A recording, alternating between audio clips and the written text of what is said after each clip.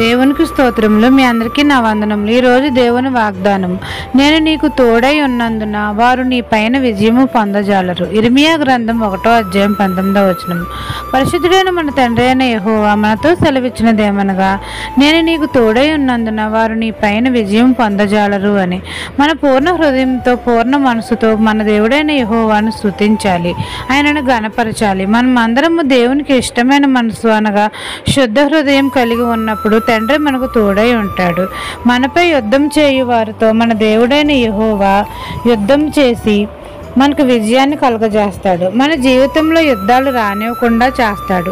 మన శత్రువులు మన పైన విజయం పొందజాలరు. యుద్ధములు, పోరాటాలు లేకుండా మన తండ్రి మనకు నెమ్మది కలుగజేస్తాడు. మన శత్రువులు మన ఎదుట నిలవలేకుండా చేస్తాడు. మన తండ్రి మనకు తోడై ఉన్నందున మనం చేసే ప్రతి పనిలో మనం అందరము విజయం పొందుతాము. మన విరోధులు మన పైన విజయం పొందజాలరు. ఈ దిన వాగ్దానం మీ నా జీవితంలో నెరవేరాలని కోరుకుంటూ దేవుని సువార్త పరిచర్యలో మీ సహోదరి. ఆమెన్.